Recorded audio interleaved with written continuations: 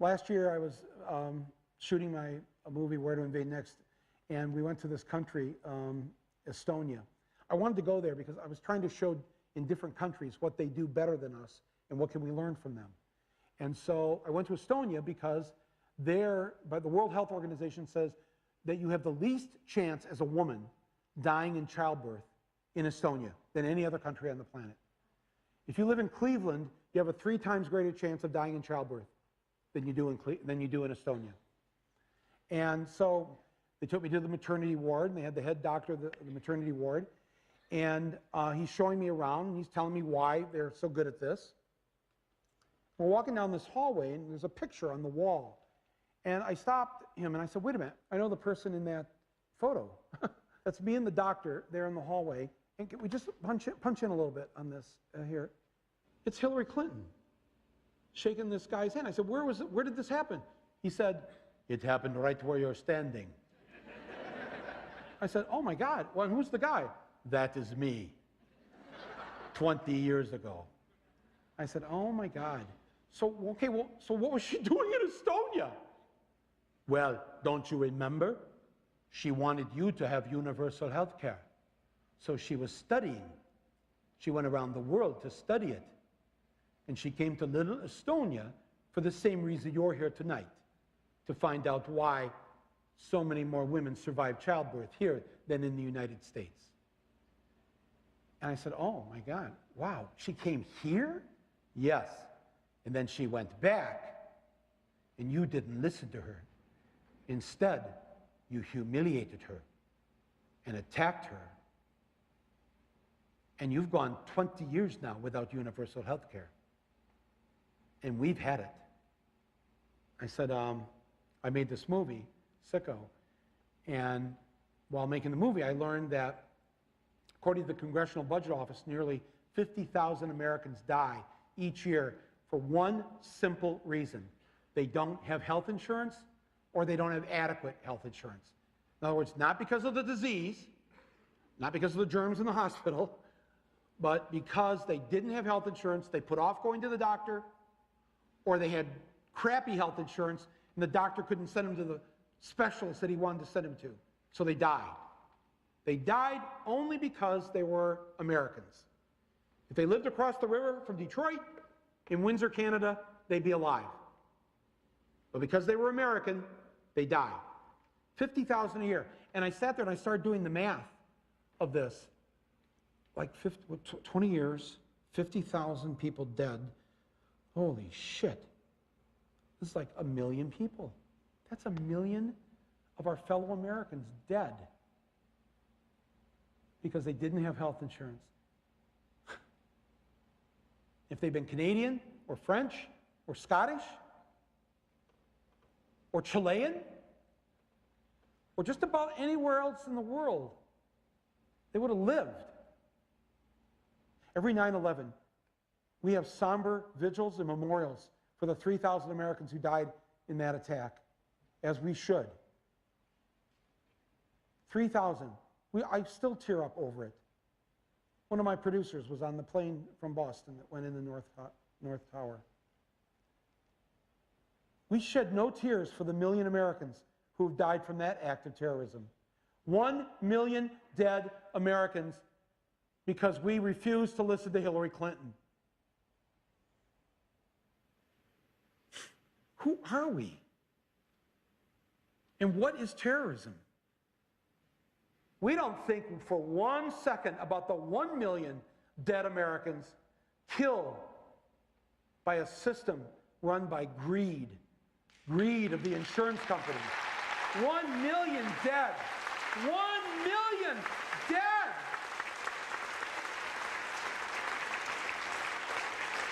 It's wrong. It's just wrong. 1 million of our fellow Americans.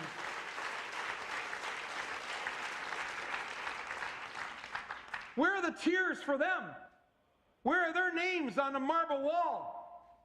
I saw some of you standing. I know why the response to that, because we all know somebody, don't we? We all have a family member, a neighbor, somebody we went to school with, somebody at work, somebody down the street, somebody we heard about. They put off going to the doctor.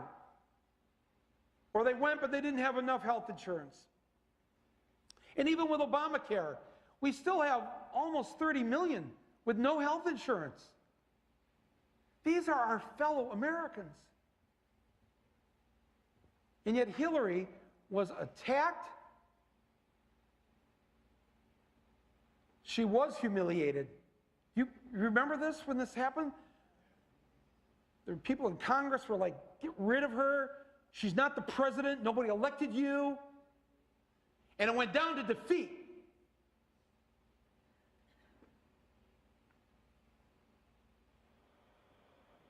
And it never got brought up again, did it? Until Obama started bringing it up. Never got brought up again. And they forced her to change into someone else. She was told to shut up, and she started baking the cookies and hosting the teas. I don't know. Something's wrong here. In a way, we have a chance to redeem ourselves, don't we, for this? It's possible. I don't know. You know, when you've got the Pope saying that what you're doing is a sin, that it's a sin not to help someone when they're sick, and not have them worry about how much it costs them, because in the Bible it says, right? I mean, Jesus laid it out. I mean, I know you're not here for a religion lesson, but if you believe in that, he lays it out pretty clearly, right? But this new Pope, he gets it. What's the deal with him? Whoa! Right? I mean, he's like, I got a theory about him too, because, you know, he was in Buenos Aires, right? During the time of the junta, during the time of the generals, right?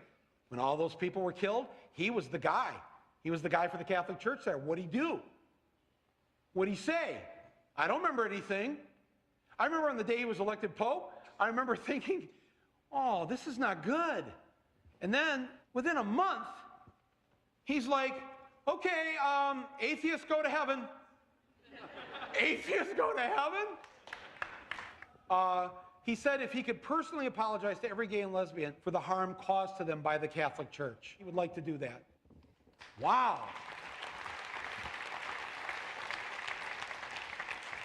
And he said capitalism is a sin. Whoa! Oh! Oh! When he said that, I thought, oh my God. I don't know if you remember this, I volunteered publicly to be his soup taste tester, you know? Like, they're gonna kill this guy for sure now. He said, when you die, your pets will be in heaven there to greet you. Oh! Oh! No, this guy, right? How did he get the job? He must have kept quiet all those years, but he's thinking, he's planning. He gets all these other cardinals to think he's some conservative asshole from South American dictatorship. Then they vote him in, and they're like, whoa! They don't know what to do. But he bided his time. He bided his time. And I've had this crazy feeling lately, and I know I'm sorry to lay too much optimism on you here tonight. What if Hillary becomes our Pope Francis?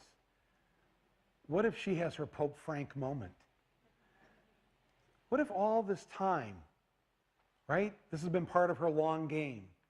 Like, she's had this ambition since she was a teenager.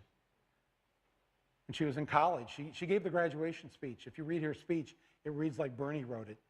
This is actually her voice at the age of 22 giving her graduation speech. Listen to this. The struggle for an integrated life existing in an atmosphere of communal trust and respect is one with desperately important political and social consequences. And the word consequences, of course, catapults us into the future. One of the most tragic things that happened yesterday, a beautiful day, was that I was talking to a woman who said she wouldn't want to be me for anything in the world. She wouldn't want to live today and look ahead to what it is she sees because she's afraid. Fear is always with us, but we just don't have time for it. Not now. Fear. It's like the women of Hillary's generation were the first feminists of the modern era. They were raised by women. Their mothers and grandmothers had to go to work during World War II because the men were gone. It was the first time women were able to leave the house and have a job, and they worked in the factories, they worked the office, they ran the country. They did all the work. And then after the war, the men came home, and they told the women to go back to the kitchen. And they did, most of them. But they didn't leave or forget what it was like to have that freedom, to earn their own money. The women of that World War II generation raised that next generation. That's Hillary's generation. There's women in here tonight of that generation, of my generation even. You know what it was like back then. Younger people in here, I got to tell you something. It was not pleasant to stand up for what you believed in. It was not easy to say, I want it to be this way. The harassment that they suffered, the abuse that they took at work, at school, if they decided to stand up, they were sure to be alone. Other than a few other women, young girls that were with them. Hillary went through this whole thing. She went through the same thing. I'm seeing some women nod their heads. You know what I'm talking about. You know, getting pinched on the ass every day was a common occurrence. You could say all kinds of shit to women. You could threaten them. There was no such thing as battered spousal abuse, whatever. There was not a word for it. And the shit that Hillary took as a young woman, marrying Bill Clinton, going to Arkansas, she decided she was going to have her own job. She was going to work for the Legal Aid Society, helping poor people with free legal help. And people in Arkansas are like, what's this? He lost his election, according to the pundits in Arkansas, because she refused to change her last name to his. She was known as Hillary Rodham. And all the papers, everybody said, well, you know, this is Arkansas. And so to help him out in the next election, she changed her name to Hillary Rodham Clinton. And to help him out further on, she dropped the Rodham. She is willing to subjugate and submerge herself to help him do this and to take the shit for it. I have a theory about this. I don't think she's forgotten one bit of this. I don't think she's forgotten one single inch of this abuse from the time she was in high school all the way up until 10 o'clock this morning. I think it's all there. And I think that she's been biding her time. My hope, my optimism for this, Hillary, if you're watching this right now, I have a feeling somebody's going to slip you a tape of this. I just want to tell you something. I know you've been waiting and waiting and waiting and waiting, but you're not alone. A whole bunch of the rest of us have been waiting for that glorious moment when the other gender, the majority gender, has a chance to run this world, to have real power, and kick some righteous ass. And we are counting on you to do this. Right?